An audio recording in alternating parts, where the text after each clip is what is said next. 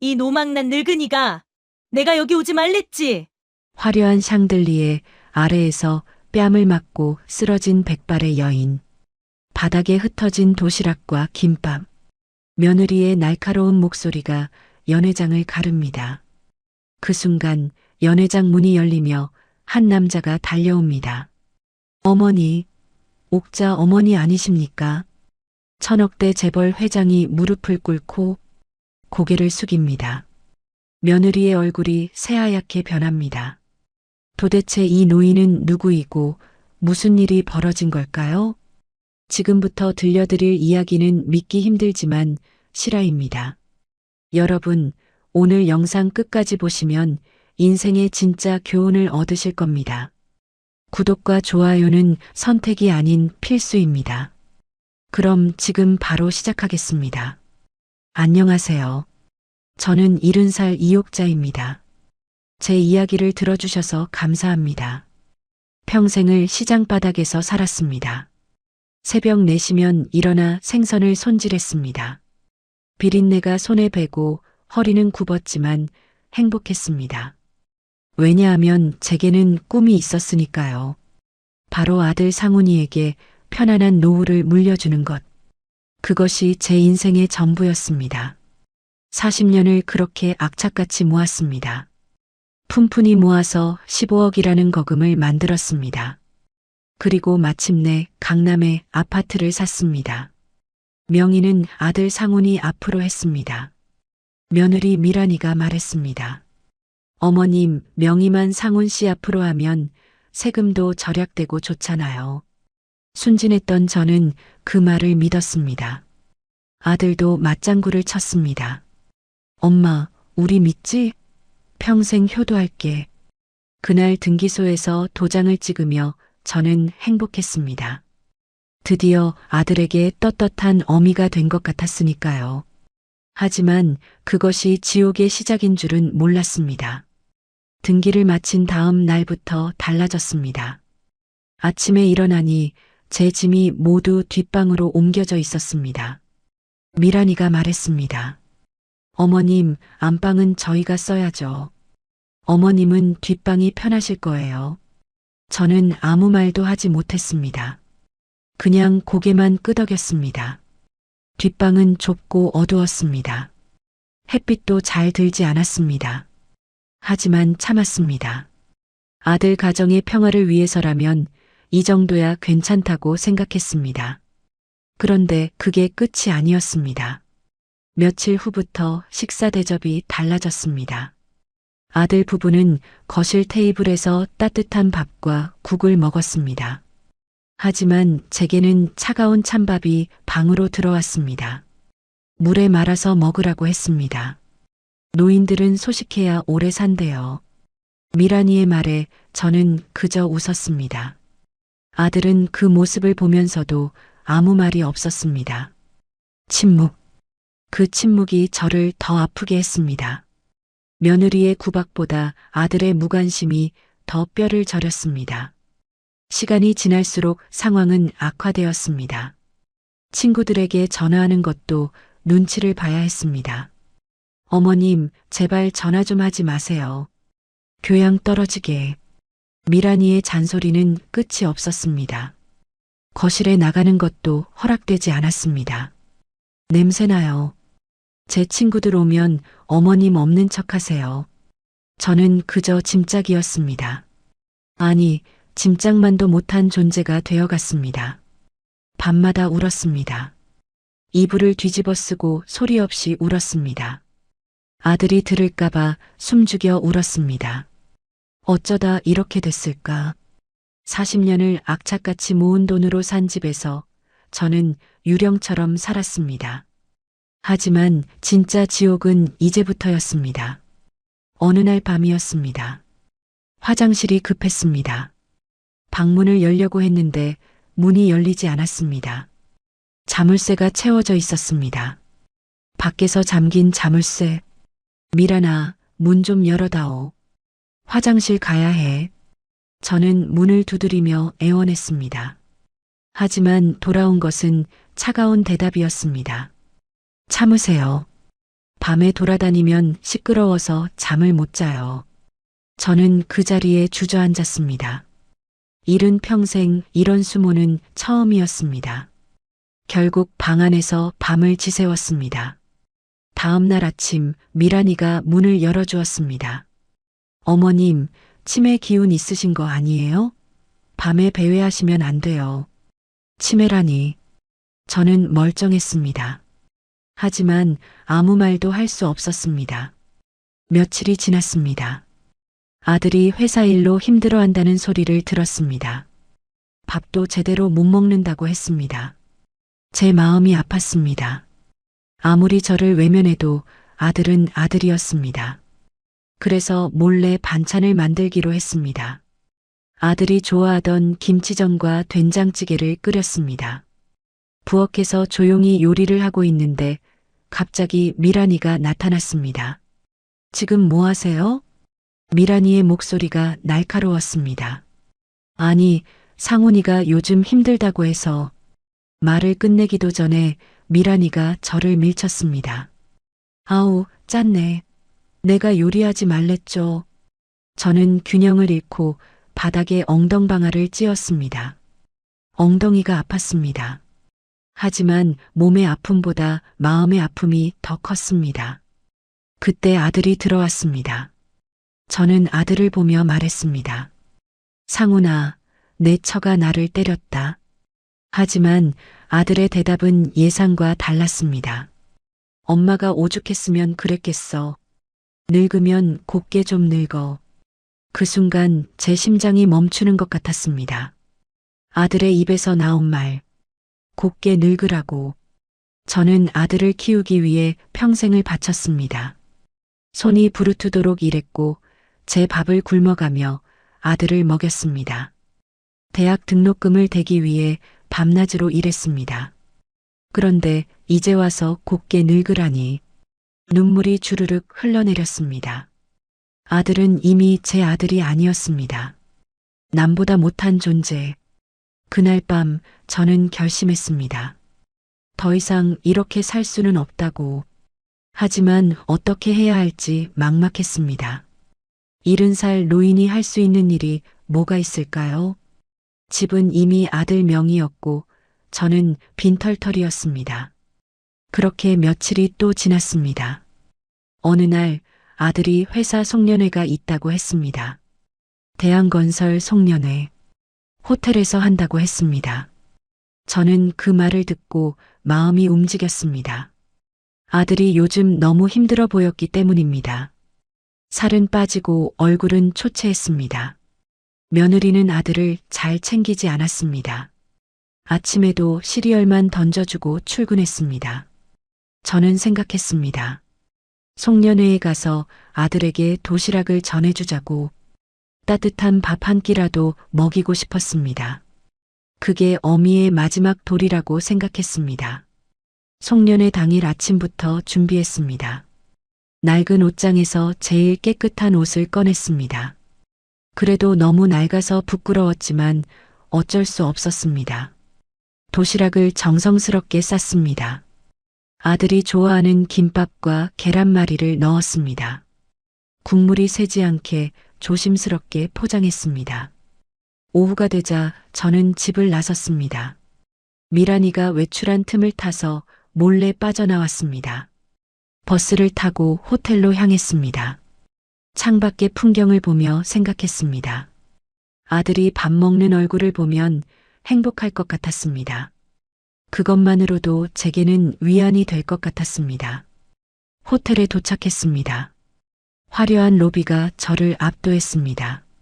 샹들리에가 반짝이고 사람들은 모두 멋진 옷을 입고 있었습니다. 저는 초라했습니다. 낡은 옷에 도시락을 든 노인. 하지만 용기를 냈습니다. 아들을 위해서라면 이 정도 창피함쯤이야. 연회장 입구로 들어가려는 순간이었습니다. 누군가 제 팔을 잡았습니다. 돌아보니 며느리 미란이었습니다. 화려한 드레스를 입고 와인잔을 든 미란이. 그녀의 얼굴은 경악으로 일그러져 있었습니다. 지금 여기서 뭐 하시는 거예요? 미란이의 목소리가 떨렸습니다. 분노인지 당황인지 알 수 없는 떨림. 상훈이 밥 좀 먹이려고. 저는 떨리는 목소리로 대답했습니다. 하지만 미란이는 제 말을 듣지 않았습니다. 이 거지 같은 꼴로 남편 망신시키려고 작정했어? 주변 사람들이 쳐다보기 시작했습니다. 수군거리는 소리가 들렸습니다. 미란이의 얼굴이 붉어졌습니다. 창피함과 분노가 뒤섞인 표정. 그리고 다음 순간 짝! 뺨을 맞았습니다. 너무 세게 맞아서 저는 바닥에 쓰러졌습니다. 도시락통이 손에서 미끄러져 바닥에 떨어졌습니다.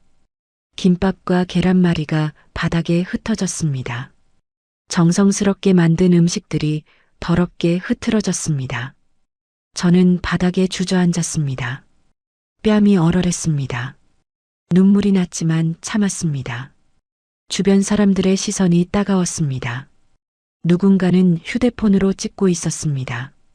미란이는 여전히 화가 난 얼굴로 저를 내려다보았습니다. 이 미친 노인네가 진짜. 그 순간이었습니다. 연회장 안에서 사회자의 목소리가 들렸습니다. 미래그룹 강태준 회장님 입장하십니다. 웅장한 음악이 흘러나왔습니다. 사람들이 박수를 치기 시작했습니다. 저는 바닥에 주저앉은 채로 고개를 들었습니다. 연회장 입구로 한 남자가 들어오고 있었습니다. 위풍당당한 모습, 고급 정장을 입은 중년 남자. 그가 바로 강태준 회장이었습니다. 모두의 시선이 그에게 집중되었습니다. 하지만 강태준 회장의 시선은 다른 곳을 향했습니다. 바로 저에게. 바닥에 쓰러진 저를 본 순간 강태준 회장의 걸음이 멈췄습니다. 그의 눈이 커졌습니다. 입이 벌어졌습니다. 그리고 다음 순간 그는 달려왔습니다. 사람들을 해치고 저에게로 달려왔습니다. 모두가 놀란 표정으로 지켜봤습니다. 강태준 회장은 제 앞에 멈춰 섰습니다. 그리고 무릎을 꿇었습니다. 어머니. 그의 목소리가 연회장을 가득 채웠습니다. 저는 놀라서 그를 올려다봤습니다. 어머니, 옥자 어머니 아니십니까? 강태준 회장의 눈에 눈물이 가득했습니다. 저는 그의 얼굴을 자세히 들여다봤습니다. 낯익은 얼굴. 40년 전의 기억이 스쳐 지나갔습니다. 태준이? 제 입에서 작은 소리가 새어나왔습니다. 그 콧물 질질 흘리던 태준이냐? 강태준 회장이 고개를 끄덕였습니다. 네, 접니다. 저 태준입니다. 그는 제 손을 잡았습니다. 40년 동안 어머니를 찾아 헤맸습니다. 제 목숨 살려주신 은인. 연회장이 술렁였습니다. 미란이의 얼굴은 새하얗게 변했습니다. 아들 상훈이도 멀리서 이 광경을 지켜보고 있었습니다. 강태준 회장은 자신의 고급 코트를 벗었습니다. 그리고 그것을 제 어깨에 덮어주었습니다. 이제 안전합니다, 어머니. 그의 목소리는 따뜻했습니다. 저는 눈물을 참을 수 없었습니다. 40년 만에 다시 만난 태준이. 어린 시절 제가 돌봐줬던 그 아이가 이렇게 커서 저를 기억하고 있다니. 강태준 회장은 일어서서 주변을 둘러봤습니다. 그의 눈빛이 차갑게 변했습니다. 미란이를 똑바로 쳐다봤습니다. 감히 누가 내 은인에게 손을 댔습니까? 그의 목소리는 서리처럼 차가웠습니다. 미란이는 말을 잃었습니다. 얼굴이 창백해져서 아무 말도 하지 못했습니다. 강태준 회장이 비서에게 지시했습니다. 당장 조사하십시오. 이 여자와 그 남편, 먼지 한 톨까지 다 털어내시오. 비서가 고개를 숙였습니다. 알겠습니다, 회장님. 연 회장은 순식간에 얼어붙었습니다. 아무도 감히 말을 하지 못했습니다. 강태준 회장은 저를 부축해서 일으켰습니다. 어머니, 이제 가시죠. 여기는 어머니가 계실 곳이 아닙니다. 저는 그의 손을 잡고 일어섰습니다. 바닥에 흩어진 도시락을 내려다봤습니다. 아들을 위해 만든 음식. 하지만 이제는 그것도 의미가 없어 보였습니다. 강태준 회장과 함께 연회장을 나왔습니다. 뒤에서 미란이의 흐느끼는 소리가 들렸습니다. 하지만 저는 뒤를 돌아보지 않았습니다. 이제 새로운 시작이 기다리고 있었습니다. 40년 만에 찾은 희망. 그것이 저를 이끌고 있었습니다. 강태준 회장의 리무진을 타고 집으로 돌아왔습니다. 회장님은 제게 명함을 건네며 말했습니다. 어머니, 언제든 연락하세요. 제가 바로 달려가겠습니다. 저는 그 명함을 꼭 쥐고 집 안으로 들어갔습니다. 하지만 현관문을 여는 순간 미란이가 기다리고 있었습니다. 차 안에서는 공포에 질려있던 그녀였습니다. 하지만 집에 들어서자 태도가 완전히 달라졌습니다. 어머님, 그 노인네가 무슨 은인이에요? 미란이의 목소리는 비웃음으로 가득했습니다. 사기꾼한테 속으신 거예요. 재벌 회장이 뭐가 아쉬워서 어머님을 찾아요? 저는 아무 말도 하지 못했습니다. 미란이는 제 손에서 명함을 낚아챘습니다. 그리고 그것을 찢어버렸습니다. 찢어진 명함 조각들이 바닥에 흩어졌습니다. 노망 나셨어요? 조용히 방에나 처박혀 계세요. 미란이는 저를 뒷방으로 밀어 넣었습니다. 그리고 문을 닫았습니다. 찰칵. 자물쇠가 채워지는 소리가 들렸습니다. 다시 감금당했습니다. 하지만 이번에는 달랐습니다. 휴대폰마저 빼앗겼습니다. 한 발자국만 나가면 요양원에 쳐넣을 줄 아세요. 미란이의 목소리가 문 밖에서 들려왔습니다. 저는 어둠 속에 홀로 앉아 있었습니다. 하지만 예전과는 달랐습니다. 제 안에서 무언가가 꿈틀거렸습니다. 분노였습니다. 아니, 생존 본능이었습니다. 더 이상 이렇게는 살 수 없다는 절박함. 저는 바닥을 더듬었습니다. 찢어진 명함 조각들을 찾기 위해서였습니다. 미란이가 모두 치웠을 거라 생각했지만 구석에 한 조각이 남아 있었습니다. 전화번호가 적힌 조각이었습니다. 저는 그것을 조심스럽게 주머니에 넣었습니다. 희망의 씨앗처럼. 며칠이 지났습니다. 방 안에서의 시간은 지옥처럼 느렸습니다. 하루에 한 번 차가운 밥과 물이 들어올 뿐이었습니다. 화장실도 마음대로 갈 수 없었습니다. 미란이가 허락할 때만 갈 수 있었습니다. 어느 날 밤 저는 문 밖의 대화를 엿듣게 되었습니다. 아들과 며느리의 목소리였습니다. 여보, 엄마 좀 풀어줘. 너무한 거 아니야? 상훈이의 목소리였습니다. 약하고 떨리는 목소리. 당신은 몰라. 그 노인네가 우리 인생 망칠 뻔했잖아. 미란이의 목소리는 단호했습니다. 회장이 뭐래? 강태준 회장 말이야. 정말 엄마 은인 맞아? 모르겠어. 근데 조사 들어온다잖아. 우리 재산, 세금 다 털린대. 침묵이 흘렀습니다. 그럼 어떡해? 일단 노인네를 조용히 시켜야 해. 밖에 나가서 고자질하면 끝이야. 저는 그 대화를 들으며 온몸이 떨렸습니다. 차가운 공포가 아니었습니다. 뜨거운 분노였습니다. 제가 평생 모은 돈으로 산 집에서 저는 죄수가 되어 있었습니다. 제 아들은 이미 저를 버렸습니다. 며느리는 저를 입막음하려 했습니다. 더 이상 참을 수 없었습니다. 다음 날 아침 기회가 왔습니다. 미란이가 백화점에 간다고 했습니다. 상훈이도 회사에 갔습니다. 집에는 저 혼자였습니다. 문은 여전히 잠겨 있었지만 창문이 있었습니다. 저는 창문을 열었습니다. 다행히 1층이었습니다. 뛰어내릴 수 있는 높이였습니다. 70살 노인이 창문으로 탈출한다는 것이 우스웠지만 어쩔 수 없었습니다. 저는 조심스럽게 창밖으로 나갔습니다. 다리가 후들거렸습니다. 하지만 포기할 수 없었습니다.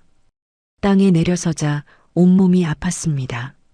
하지만 참았습니다. 아파트 경비실로 갔습니다. 경비 아저씨가 놀란 얼굴로 저를 바라봤습니다. 할머니, 무슨 일이세요? 괜찮으세요? 공중전화 좀 써야 해요. 급한 일이 있어서요. 경비 아저씨는 고개를 끄덕이며 동전을 건넸습니다. 저는 떨리는 손으로 명함 조각을 꺼냈습니다. 그리고 전화번호를 눌렀습니다. 신호음이 울렸습니다. 한 번, 두 번, 세 번. 여보세요, 미래그룹입니다. 목소리가 들렸습니다. 저는 울먹이며 말했습니다. 저 이옥자입니다. 강태준 회장님과 통화하고 싶습니다. 잠시 침묵이 흘렀습니다. 잠시만 기다려 주십시오. 음악이 흘렀습니다. 기다리는 시간이 영겁처럼 느껴졌습니다. 그리고 익숙한 목소리가 들렸습니다. 어머니, 어디 계십니까? 연락이 안 되어서 걱정했습니다.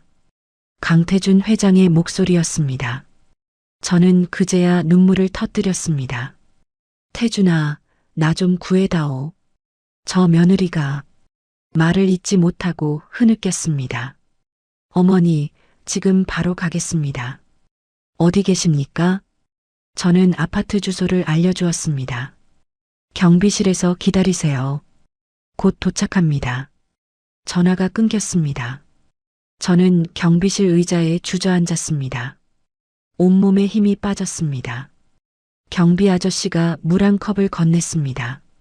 할머니, 괜찮으세요? 무슨 일 있으세요? 저는 고개를 저었습니다. 말할 수 없었습니다. 창피했고 비참했습니다. 얼마나 지났을까요? 아파트 입구로 고급 리무진이 들어왔습니다. 검은색 차체가 햇빛에 반짝였습니다. 차에서 강태준 회장이 내렸습니다. 그는 경비실로 달려왔습니다. 어머니, 저는 일어서려 했지만 다리에 힘이 없었습니다. 강태준 회장이 저를 부축했습니다. 이제 괜찮습니다. 제가 모시겠습니다. 그는 저를 차에 태웠습니다. 부드러운 가죽 시트, 따뜻한 온도. 저는 그제야 안심이 되었습니다. 차가 출발했습니다. 뒤를 돌아보니 아파트가 점점 멀어졌습니다. 지옥 같았던 그곳. 하지만 동시에 제 전 재산이 묶여 있는 곳. 복잡한 감정이 밀려왔습니다. 리무진은 강태준 회장의 저택으로 향했습니다. 창밖으로 펼쳐지는 풍경이 점점 고급스러워졌습니다. 높은 담장과 넓은 정원이 보이는 곳. 차가 멈췄습니다. 저택의 문이 열렸습니다. 웅장한 건물이 눈앞에 펼쳐졌습니다. 어머니, 도착했습니다. 강태준 회장이 저를 부축해서 집 안으로 안내했습니다. 넓은 거실에는 고급 가구들이 놓여 있었습니다. 하지만 저는 그런 것들에 관심이 없었습니다. 다만 따뜻함이 느껴졌습니다. 오랜만에 느끼는 안정감이었습니다. 어머니, 여기 앉으세요. 부드러운 소파에 앉았습니다. 따뜻한 차가 나왔습니다. 저는 손을 떨며 찻잔을 들었습니다. 강태준 회장이 제 맞은편에 앉았습니다. 어머니, 40년 전을 기억하십니까? 그의 목소리는 부드러웠습니다. 저는 천천히 고개를 끄덕였습니다. 기억이 떠올랐습니다. 40년 전 저는 시장에서 생선 장사를 하고 있었습니다. 어느 추운 겨울날이었습니다. 골목에서 한 소년이 쓰러져 있었습니다. 남루한 옷을 입은 아이. 얼굴은 창백했고 입술은 파래져 있었습니다. 저는 그 아이를 업고 병원으로 달려갔습니다. 의사가 말했습니다. 맹장이 터졌습니다. 당장 수술해야 합니다. 수술비는 당시로서는 큰 돈이었습니다. 하지만 저는 주머니에 있던 돈을 모두 꺼냈습니다. 그 돈은 제 아들 상훈이 학원비였습니다. 하지만 눈앞에서 죽어가는 아이를 그냥 둘 수 없었습니다. 수술은 성공했습니다. 아이는 살아났습니다. 그 아이가 바로 강태준이었습니다. 회복 후 태준이는 저를 따라다녔습니다. 저는 그 아이를 돌봤습니다. 밥을 주고 옷을 해입혔습니다. 제 아들처럼 대했습니다. 몇 달 후 태준이는 고아원으로 가게 되었습니다. 헤어지는 날 태준이가 울며 말했습니다. 어머니, 꼭 다시 찾아뵐게요. 은혜 갚을게요. 저는 그저 웃으며 말했습니다. 잘 살아라. 그게 은혜 갚는 거다. 그리고 40년이 흘렀습니다. 저는 태준이를 잊고 살았습니다. 하지만 태준이는 저를 잊지 않았습니다. 어머니, 저는 평생 어머니를 찾았습니다. 강태준 회장의 목소리가 떨렸습니다. 고아원에서 자라며 공부했습니다. 장학금을 받아 대학에 갔습니다. 그는 천천히 이야기를 이어갔습니다. 사업을 시작했고 성공했습니다. 하지만 항상 어머니 생각을 했습니다. 그의 눈에 눈물이 맺혔습니다. 제 목숨을 살려주신 분, 밥을 주시고 옷을 해주신 분, 저도 눈물이 났습니다. 송년회에서 어머니를 봤을 때 제 심장이 멎는 줄 알았습니다.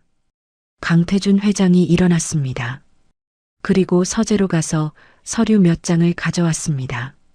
어머니, 이것 좀 보십시오. 서류를 펼쳤습니다. 주식 증서였습니다.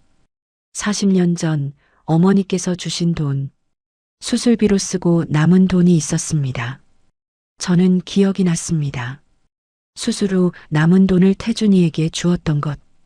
그 돈으로 제가 어머니 명의로 주식을 샀습니다. 주식? 네, 제가 처음 창업한 회사의 주식입니다.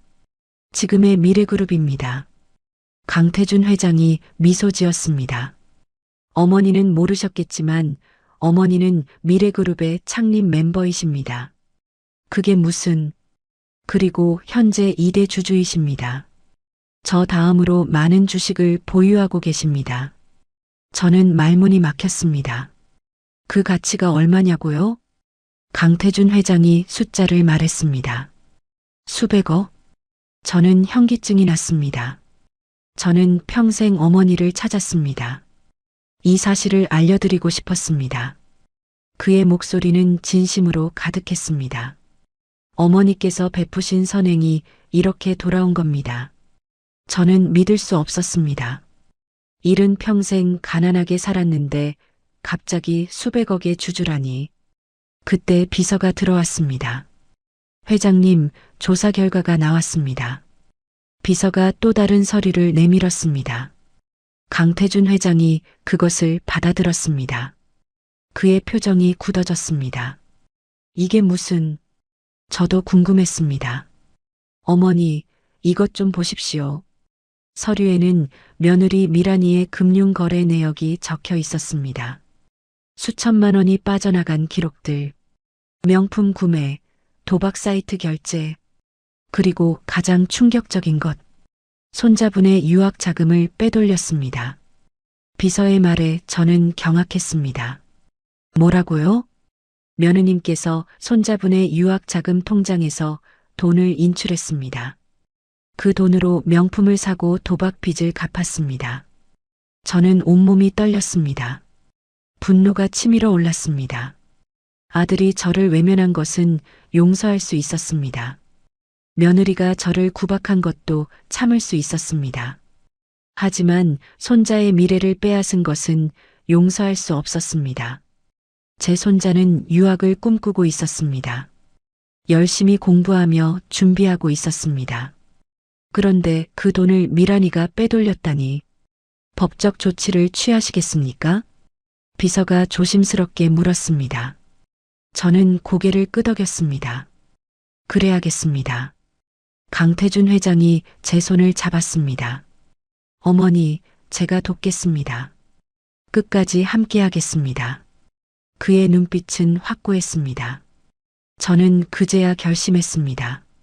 더 이상 당하고만 살 수 없다고, 제 인생을 되찾아야 한다고, 그리고 손자의 미래를 지켜야 한다고, 그리고 어머니, 하나 더 제안이 있습니다. 강태준 회장이 미소 지었습니다. 어머니의 손재주를 기억합니다. 저를 위해 만들어주신 옷들. 그건 패션 브랜드를 시작하시죠. 어머니와 함께. 저는 놀라서 그를 바라봤습니다. 70살에 무슨 늦은 나이는 없습니다. 어머니께서 꿈꾸셨던 일을 하십시오. 그의 말에 제 가슴이 뛰었습니다. 평생 억눌러왔던 꿈. 옷을 만드는 일. 디자이너가 되는 꿈. 다시 시작하시죠, 어머니. 강태준 회장의 목소리가 따뜻했습니다. 저는 천천히 고개를 끄덕였습니다. 그렇습니다. 이제는 제 인생을 살아야 합니다. 누군가의 어머니가 아닌 이욕자로서. 며칠 후 기자 회견이 열렸습니다. 미래그룹 본사 대회의실이었습니다. 수많은 기자들이 모여들었습니다. 플래시가 터졌습니다. 강태준 회장이 단상에 섰습니다. 그리고 저를 무대로 초대했습니다. 여러분, 오늘 특별한 발표가 있습니다. 그의 목소리가 회의실을 가득 채웠습니다. 40년 전 제 목숨을 살려주신 은인을 소개합니다. 저는 떨리는 발걸음으로 단상에 올랐습니다. 이욕자 어머니와 함께 새로운 패션 브랜드를 런칭합니다. 기자들이 웅성거렸습니다. 브랜드 이름은 옥입니다. 어머니의 이름에서 따왔습니다. 카메라 플래시가 쉴 새 없이 터졌습니다. 어머니는 미래그룹의 창립 멤버이자 2대 주주이십니다. 기자들이 놀라는 표정을 지었습니다. 저는 그 순간을 또렷하게 기억합니다. 70평생 가장 빛나는 순간이었습니다. 그날 저녁 뉴스가 나갔습니다. 미래그룹 강태준 회장, 40년 전 은인과 패션 브랜드 런칭. 집에서 그 뉴스를 본 사람들이 있었습니다. 며느리 미란이와 아들 상훈이었습니다. 그들의 얼굴은 창백했습니다. 경악과 공포가 뒤섞인 표정. 미란이가 상훈이를 돌아봤습니다. 어떻게? 우리 망한 거야? 상훈이는 아무 말도 하지 못했습니다. 그들의 세상이 무너지고 있었습니다. 반면 저는 새로운 세상을 열고 있었습니다. 70살의 늦은 나이에. 하지만 결코 늦지 않았습니다. 가장 빠른 때는 바로 지금이었으니까요. 기자 회견이 끝나고 며칠이 지났습니다. 세상은 빠르게 움직였습니다. 강태준 회장의 조사팀이 본격적으로 움직이기 시작했습니다. 며느리 미란이와 아들 상훈이의 모든 것이 들춰졌습니다. 금융 거래 내역, 세금 신고 기록, 자산 현황. 하나하나 샅샅이 조사되었습니다. 그리고 결과는 충격적이었습니다. 탈세가 발각되었습니다. 제 명의로 된 아파트를 자기들 것인 양 사용하면서도 세금은 제대로 내지 않았습니다. 임대 수익도 빼돌렸습니다. 제 동의 없이 아파트 일부를 단기 임대로 내놓았던 것입니다. 그 돈은 모두 미란이의 명품 쇼핑으로 사라졌습니다. 더 큰 문제는 상훈이의 회사였습니다. 대한건설, 미래그룹과의 프로젝트를 진행 중이었습니다. 하지만 강태준 회장의 지시가 떨어졌습니다. 박상훈 과장이 참여한 모든 프로젝트에서 제외하시오. 차가운 목소리였습니다. 그리고 인사팀에 통보하시오. 협력업체 재검토가 필요하다고. 비서가 고개를 숙였습니다. 알겠습니다, 회장님. 며칠 후 상훈이에게 발령이 났습니다. 지방 좌천이었습니다. 강원도 오지의 작은 현장으로 발령받았습니다. 사실상 퇴출이나 다름없었습니다. 상훈이는 무너졌습니다. 10년 넘게 다닌 회사에서 쫓겨나는 것이나 마찬가지였습니다. 집으로 돌아온 상훈이의 얼굴은 잿빛이었습니다. 미란이가 다가왔습니다. 당신 회사에서 뭐래? 상훈이는 고개를 떨구었습니다. 좌천이야. 강원도로 가래. 미란이의 얼굴이 하얗게 변했습니다. 그게 무슨 소리야? 미래그룹에서 압력 넣은 거야. 나 때문에 회사 전체가 위험하대. 침묵이 흘렀습니다. 무겁고 답답한 침묵. 다 그 노인네 때문이야. 미란이가 소리쳤습니다. 하지만 이미 늦었습니다. 세상은 이미 모든 것을 알고 있었습니다. 기자회견 이후 인터넷에는 기사가 쏟아졌습니다. 미래그룹 2대 주주는 70살 시장 상인, 40년 만에 찾은 은인, 수백억 자산가로 밝혀져 감동의 재회, 선행이 불러온 기적. 댓글들이 달렸습니다. 이게 진짜 선행의 힘이네요. 눈물 나요. 이옥자 할머니 응원합니다. 착하게 살아야 하는 이유. 하지만 곧 다른 기사가 나왔습니다. 미래그룹 주주 이옥자 씨 며느리에게 학대받아 15억 아파트 빼앗기고 방해 감금, 손자 유학 자금 횡령 의혹까지 여론이 들끓었습니다. 분노한 네티즌들이 미란이와 상훈이를 향해 비난을 쏟아냈습니다. 저런 페륜아들이 어디 있어? 감옥에 보내야 한다. 인간 쓰레기. 미란이의 SNS는 폭탄처럼 터졌습니다. 악플이 쏟아졌습니다. 그녀가 자랑하던 명품 사진들, 고급 레스토랑 인증샷들, 모든 것이 증거가 되어 돌아왔습니다. 이게 다 시어머니 돈으로 산 거네. 도둑년.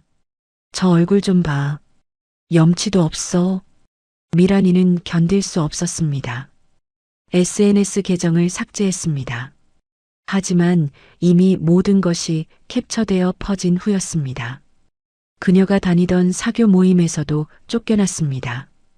미란 씨, 죄송하지만 우리 모임은 품격을 중시하거든요. 차가운 말들이 날아왔습니다. 시어머니를 그렇게 대하다니 정말 실망이에요. 미란이가 자주 가던 백화점 VIP 라운지, 거기서도 출입이 금지되었습니다. 카드도 정지당했습니다. 한도 초과가 아니었습니다. 금융조사가 들어가면서 불법 거래 의심으로 동결된 것입니다. 미란이의 세상이 무너지고 있었습니다. 한편 저는 새로운 삶을 시작하고 있었습니다. 강태준 회장의 저택에서 지내며 패션 브랜드 준비에 몰두했습니다. 전문 디자이너들이 제 옆에서 도왔습니다. 이옥자 선생님, 이 디자인 정말 멋지네요. 젊은 디자이너가 제 스케치를 보며 감탄했습니다. 저는 수줍게 웃었습니다. 아니에요. 그냥 옛날에 하던 방식인데. 아니에요. 이게 진짜 감성이에요. 요즘 트렌드랑도 잘 맞아요. 제 손재주가 빛을 발하기 시작했습니다. 평생 억눌러왔던 재능이 터져나왔습니다. 바느질, 재단, 디자인. 모든 것이 자연스럽게 흘러나왔습니다. 강태준 회장이 작업실에 들어왔습니다. 어머니, 잘 되고 있습니까? 저는 고개를 끄덕였습니다. 태준아, 정말 고맙다. 아닙니다. 제가 더 감사합니다. 그의 눈빛은 진심이었습니다. 어머니 덕분에 제가 여기까지 왔습니다. 저는 그의 손을 잡았습니다. 주름진 제 손과 그의 손이 겹쳐졌습니다. 40년의 세월이 느껴졌습니다. 하지만 상황은 쉽게 끝나지 않았습니다. 궁지에 몰린 미란이와 상훈이가 반격을 시작했습니다. 그들은 변호사를 고용했습니다. 유류분 청구 소송을 제기하겠습니다. 변호사의 말에 상훈이가 고개를 끄덕였습니다. 아파트는 제 명의잖아요. 그리고 전 친아들이에요. 미란이도 거들었습니다. 맞아요. 법적으로 우리가 더 유리해요. 그들은 언론 플레이도 시작했습니다. 한 인터넷 매체와 인터뷰를 했습니다. 어머니께서 우리를 오해하고 계십니다. 상훈이가 카메라 앞에서 말했습니다. 눈물까지 흘렸습니다. 저희가 지극정성으로 모셨는데 갑자기 재벌 회장이 나타나니까 마음이 변하신 거예요. 미란이도 가세했습니다. 시어머님께서 치매 초기 증상이 있으세요. 판단력이 흐려지신 거예요. 거짓말이었습니다. 하지만 일부 사람들은 그 말을 믿었습니다. 그럴 수도 있지 않나? 아들이 거짓말할 이유가 있나? 노인네가 재산 때문에 자식 버린 거 아니야? 여론이 조금씩 갈렸습니다. 강태준 회장이 제게 알려주었습니다. 어머니, 걱정하지 마십시오. 진실은 밝혀집니다. 저는 불안했습니다. 아무리 제가 옳아도 법정 싸움은 두려웠습니다. 게다가 상대는 제 친아들이었습니다. 마음 한편이 아팠습니다. 어떻게 이 지경까지 왔을까? 밤마다 잠을 이루지 못했습니다. 하지만 강태준 회장은 흔들리지 않았습니다. 어머니, 법무팀이 모든 증거를 확보했습니다. 그는 자신감이 넘쳤습니다. 방문에 설치된 자물쇠, 이웃들의 증언, 금융거래 기록, 모든 것이 어머니 편입니다. 며칠 후 결정적인 증거가 나왔습니다. 아파트 경비 아저씨가 증언에 나선 것입니다. 할머니께서 창문으로 탈출하시는 걸 봤습니다. 그의 증언은 확실했습니다. 얼마나 급하셨으면 70살에 창문으로 나오셨겠습니까? CCTV 영상도 공개되었습니다. 제가 떨리는 다리로 창문을 넘는 모습, 경비실로 비틀거리며 걸어가는 모습, 전화를 걸며 우는 모습, 모든 것이 담겨 있었습니다. 영상이 공개되자 여론은 다시 뒤집혔습니다. 저게 지극정성이라고? 70살 노인이 창문으로 탈출하게 만들었다고. 저런 놈들이 자식이라니. 미란이와 상훈이에게 쏟아지는 비난은 더욱 거세졌습니다. 그들은 집 밖으로 나갈 수 없었습니다. 기자들이 집 앞을 에워쌌습니다. 며느리 최미란 씨, 한 말씀 해주세요. 학대 의혹에 대해 어떻게 생각하십니까? 미란이는 커튼을 쳐놓고 숨어 지냈습니다. 상훈이도 회사에 나가지 못했습니다. 좌천 발령도 취소되었습니다. 아예 권고 사직을 받았습니다. 박 과장, 이미지가 너무 안 좋아서요. 인사팀장의 말은 냉정했습니다. 회사로서도 어쩔 수 없습니다. 상훈이는 그렇게 직장을 잃었습니다. 십몇 년의 커리어가 하루아침에 무너졌습니다. 집에서는 부부 싸움이 끊이지 않았습니다. 다 당신 엄마 때문이야. 미란이가 소리쳤습니다. 내가 뭘 잘못했어? 시어머니 모시고 산 게 죄야? 상훈이는 아무 말도 하지 못했습니다. 자신도 알고 있었습니다. 잘못은 자신들에게 있다는 것을. 하지만 인정하고 싶지 않았습니다. 인정하는 순간 모든 것이 끝이라는 걸 알았기 때문입니다. 그들은 마지막 카드를 꺼냈습니다. 제게 직접 찾아온 것입니다.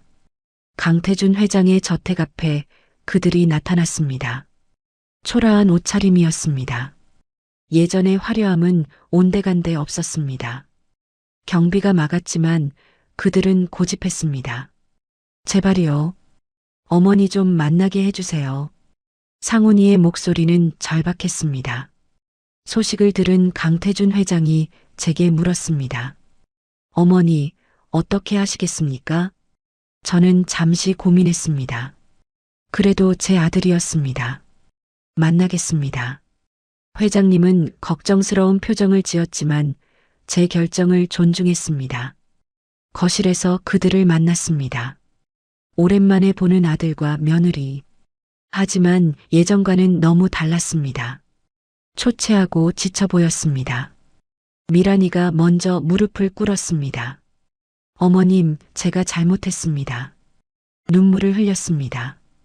제가 정말 잘못했어요. 용서해 주세요. 상훈이도 따라 무릎을 꿇었습니다. 엄마, 나야. 내 아들이잖아. 그의 목소리가 떨렸습니다. 핏줄이잖아. 제발 한 번만 용서해줘. 저는 그들을 내려다봤습니다. 복잡한 감정이 밀려왔습니다. 미움, 연민, 슬픔, 분노. 모든 것이 뒤섞였습니다. 용서해달라고요? 제 목소리는 차가웠습니다. 저를 방에 가두고 밥도 제대로 안 주고 뺨까지 때린 것을. 미란이가 고개를 떨구었습니다.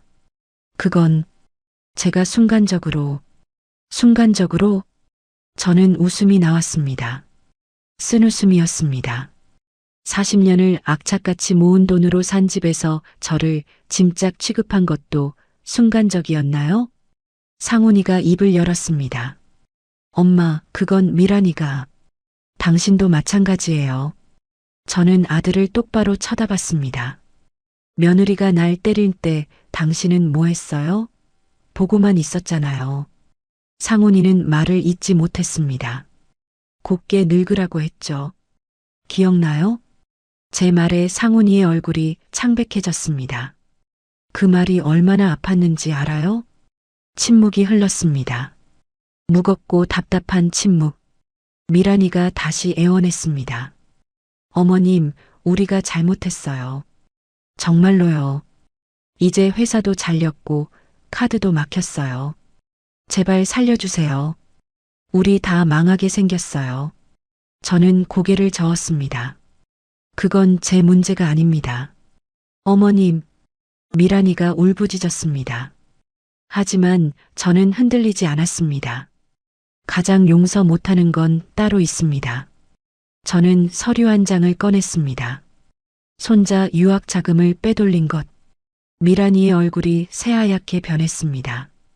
그건 아이의 미래를 빼앗았어요. 그게 가장 용서 안 됩니다. 제 목소리는 단호했습니다. 내 아들은 3년 전에 죽었습니다. 상훈이가 고개를 들었습니다.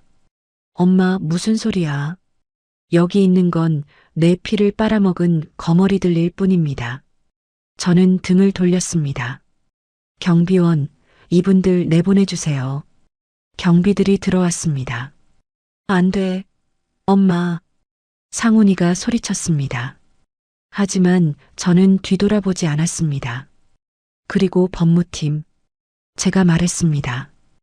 횡령과 존속 폭행 혐의로 고소장 접수하세요. 합의는 없습니다. 강태준 회장의 비서가 고개를 숙였습니다.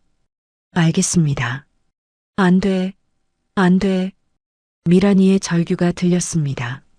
어머님, 제발. 제발요. 하지만 저는 끝까지 뒤돌아보지 않았습니다. 그들은 결국 경비들에게 이끌려 나갔습니다. 문이 닫혔습니다. 조용해졌습니다. 저는 창가에 섰습니다. 밖으로 끌려나가는 그들의 뒷모습이 보였습니다. 초라하고 비참했습니다. 하지만 제 마음은 편했습니다. 오히려 후련했습니다. 평생 짊어졌던 짐을 내려놓은 기분이었습니다. 강태준 회장이 다가왔습니다. 어머니, 괜찮으십니까? 저는 고개를 끄덕였습니다. 괜찮습니다. 이제야 진짜 괜찮습니다. 그날 밤 그들의 영상이 인터넷에 퍼졌습니다. 누군가 몰래 촬영한 것이었습니다. 무릎 꿇고 애원하는 모습, 끌려나가며 울부짖는 모습, 모든 것이 생중계되듯 퍼져나갔습니다. 폐륜 아들 부부 참교육, 결국 무릎 꿇은 며느리, 시어머니의 단호한 거절, 기사 제목들이 쏟아졌습니다. 댓글도 폭발적으로 달렸습니다. 속이 다 시원하다. 이래야 정신 차리지.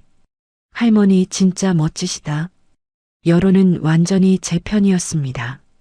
며칠 후 검찰 조사가 시작되었습니다. 미란이에게는 징역형이 구형되었습니다. 횡령죄와 존속 폭행죄. 증거가 명백했습니다. 상훈이는 방조제로 집행유예를 받았습니다. 그리고 파산 선고도 함께 났습니다. 아파트는 제게 돌아왔습니다. 법원이 명예 이전을 무효로 판결했기 때문입니다. 제 재산은 모두 돌려받았습니다. 거기에 미래그룹의 주식까지. 저는 일순간에 수백억대 자산가가 되었습니다. 하지만 돈이 중요한 게 아니었습니다. 제 존엄을 되찾은 것, 그것이 가장 큰 승리였습니다. 판결이 나고 며칠 후였습니다. 강태준 회장이 저를 찾아왔습니다. 손에는 두꺼운 서류 봉투를 들고 있었습니다. 어머니, 보여드릴 게 있습니다. 그의 표정이 심각했습니다. 저는 불안한 마음으로 서류를 받아들었습니다. 내용을 보는 순간 제 손이 떨렸습니다. 며느리 미란이의 추가 범죄 기록이었습니다. 손자의 유학 자금을 빼돌린 것만이 아니었습니다. 더 큰 비밀이 숨겨져 있었습니다. 손자분의 대학 장학금도 가로챘습니다. 비서의 설명이 이어졌습니다. 제 손자는 성적이 우수해서 장학금을 받고 있었습니다. 하지만 그 돈은 손자에게 가지 않았습니다. 미란이가 중간에서 가로챘던 것입니다. 학교의 보호자 통장으로 입금해달라고 요청했답니다. 저는 분노로 온몸이 떨렸습니다. 그럼 우리 손자는? 네, 아르바이트로 학비를 벌었습니다. 제 가슴이 무너져 내렸습니다. 손자가 고생한 줄도 모르고 저는 방에 갇혀 있었습니다. 그리고 이것도 보십시오. 또 다른 서류가 펼쳐졌습니다. 미란이의 도박 빚 내역이었습니다. 생각했던 것보다 훨씬 많았습니다. 수천만 원이 넘는 빚, 불법 도박 사이트에 쏟아부은 돈, 이 빚을 갚기 위해 어머니 명의로 대출까지 받으려 했습니다. 저는 아무 말도 할 수 없었습니다. 충격이 너무 컸습니다. 강태준 회장이 제 손을 잡았습니다. 어머니, 제대로 벌을 받게 하겠습니다. 저는 고개를 끄덕였습니다. 이제는 연민도 느껴지지 않았습니다. 그저 제대로 된 처벌만이 답이었습니다. 검찰에 추가 증거가 제출되었습니다. 미란이의 형량이 늘어났습니다. 실형 선고가 확정되었습니다. 징역 3년. 법정에서 판결을 듣는 미란이의 얼굴은 창백했습니다. 눈물을 흘렸지만 소용없었습니다. 피고인은 피해자에 대한 존속 폭행, 재산 횡령, 사기 등의 죄를 저질렀습니다. 판사의 목소리는 단호했습니다. 특히 손자의 장학금까지 가로챈 것은 매우 악질적입니다. 징역 3년을 선고합니다. 미란이가 주저앉았습니다. 하지만 이미 늦었습니다. 상훈이는 법정 밖에서 고개를 떨구고 있었습니다. 집행유예를 받았지만 그의 인생도 끝난 것이나 마찬가지였습니다. 직장도 없고 재산도 없고 명예도 잃었습니다. 그는 제게 다가오려 했지만 경호원이 막았습니다. 저는 그를 보지 않고 지나쳤습니다. 더 이상 제 아들이 아니었습니다. 판결 후 얼마 지나지 않아 대형 행사가 열렸습니다. 패션 브랜드 옥의 런칭 패션쇼였습니다. 서울 한복판의 고급 호텔, 화려한 조명과 무대, 수많은 패션 관계자들과 기자들이 모였습니다. 저는 무대 뒤에서 심호흡을 했습니다. 떨렸지만 설렜습니다. 일은 평생 처음으로 제 꿈을 이루는 순간이었습니다. 이옥자 선생님, 준비되셨습니까? 젊은 스태프가 물었습니다. 저는 고개를 끄덕였습니다. 네, 준비됐습니다. 음악이 시작되었습니다. 모델들이 런웨이를 걸었습니다. 제가 디자인한 옷을 입고 한복의 전통미와 현대적 감각이 어우러진 디자인. 관객들이 박수를 쳤습니다. 와, 정말 아름답네요. 이게 70살 디자이너 작품이라고? 감탄사가 터져나왔습니다. 패션쇼가 끝나고 애프터 파티가 시작되었습니다. 저는 주인공으로 무대 중앙에 섰습니다. 세련된 한복 드레스를 입고 강태준 회장이 제 옆에 섰습니다.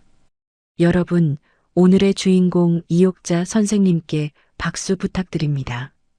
우레와 같은 박수가 쏟아졌습니다. 그때였습니다. 입구가 소란스러워졌습니다. 누군가 난입하려는 모습이 보였습니다. 미란이와 상훈이었습니다. 미란이는 아직 수감되기 전이었습니다. 낡은 옷을 입고 초췌한 모습이었습니다. 경호원들이 막았지만 그들은 밀고 들어왔습니다.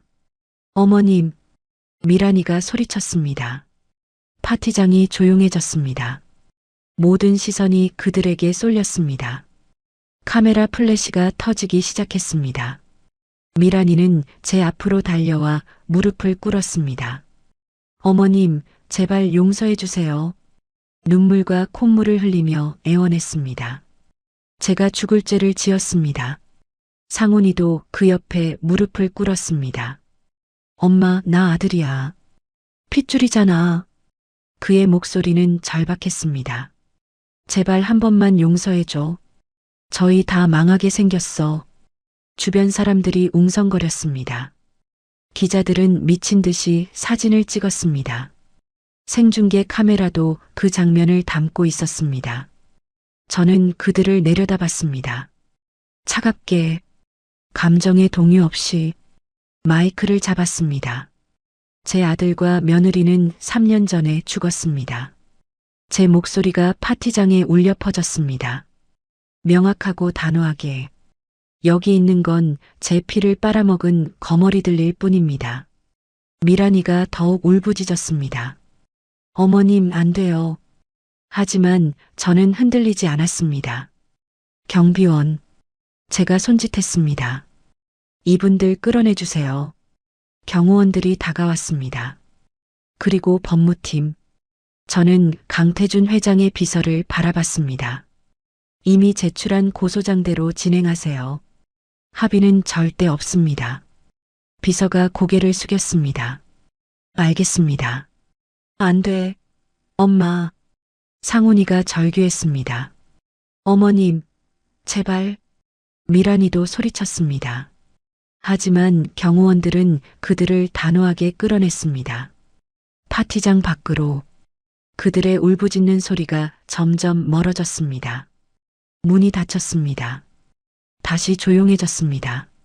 저는 관객들을 향해 고개를 숙였습니다. 소란을 피워 죄송합니다. 하지만 관객들은 박수를 쳤습니다. 우레와 같은 박수? 멋지십니다. 누군가 소리쳤습니다. 정말 대단하세요. 박수는 점점 커졌습니다. 저는 그 순간을 평생 잊지 못할 것입니다. 일은 평생 가장 당당했던 순간. 그날 밤 인터넷은 폭발했습니다.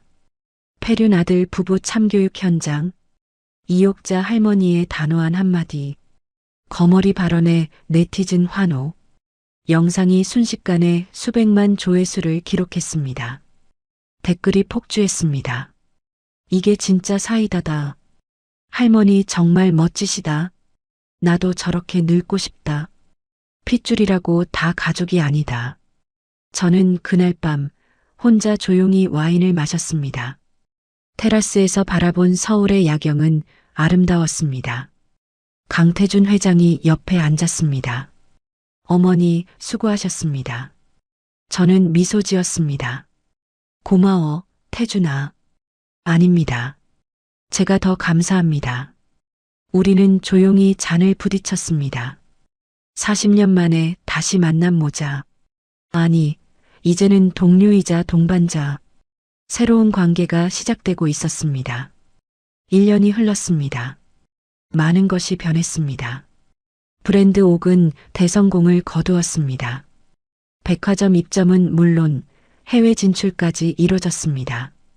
저는 이제 유명한 디자이너가 되었습니다. 패션 잡지 표지를 장식했습니다. 이른한 살의 나이에 나이는 숫자에 불과하다는 걸 증명하셨습니다. 인터뷰에서 기자가 말했습니다. 저는 웃으며 대답했습니다. 나이 70, 늦었다고 생각했을 때가 가장 빠른 때였습니다. 그 말은 많은 사람들에게 울림을 주었습니다. 오늘은 특별한 날입니다.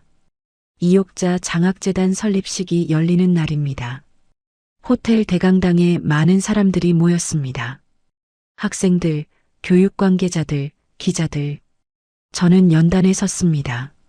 세련된 정장을 입고 당당하게 안녕하십니까? 이욕자입니다. 제 목소리가 강당을 가득 채웠습니다. 오늘 이 자리에서 장학재단 설립을 알리게 되어 영광입니다.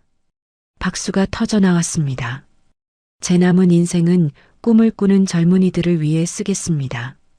가난 때문에, 환경 때문에 꿈을 포기하는 아이들이 없도록 제가 받은 은혜를 다시 세상에 돌려드리겠습니다. 우레와 같은 박수? 저는 그 순간 진정으로 행복했습니다. 누군가의 희생적인 어머니가 아닌 디자이너 이옥자로서, 장학재단 이사장 이옥자로서 당당하게 살아가는 제 모습이 자랑스러웠습니다. 행사가 끝나고 테라스로 나왔습니다. 바다가 보이는 전망 좋은 곳. 강태준 회장이 차를 준비해 놓았습니다. 어머니 수고하셨습니다. 저는 차를 받아들고 바다를 바라봤습니다.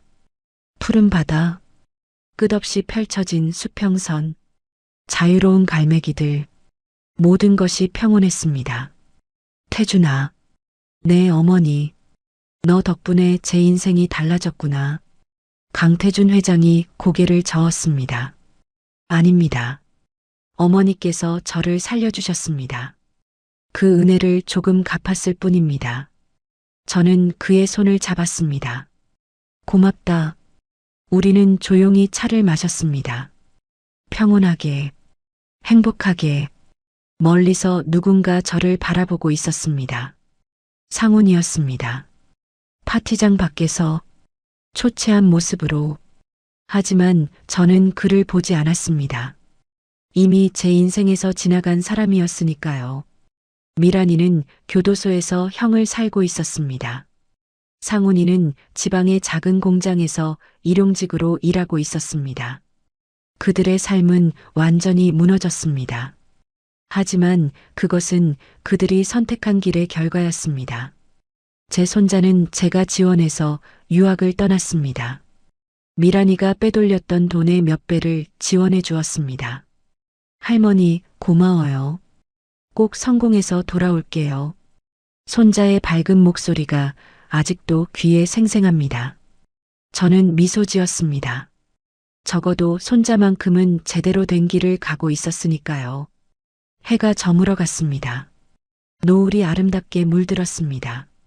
저는 그 노을을 바라보며 생각했습니다. 인생은 끝까지 살아봐야 안다고, 잃은 살에도 새로운 시작이 가능하다고, 포기하지 않으면 기적이 일어난다고. 여러분, 오늘 제 이야기가 어떠셨나요? 세상에 공짜는 없습니다.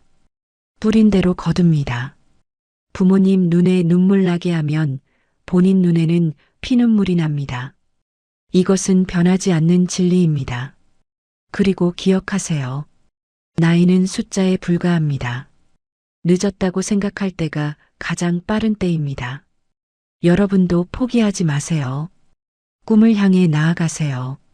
이 영상이 마음에 드셨다면 좋아요와 구독 버튼을 눌러주세요. 여러분의 응원이 저에게 큰 힘이 됩니다. 시청자 여러분, 항상 건강하시고 행복하세요. 감사합니다.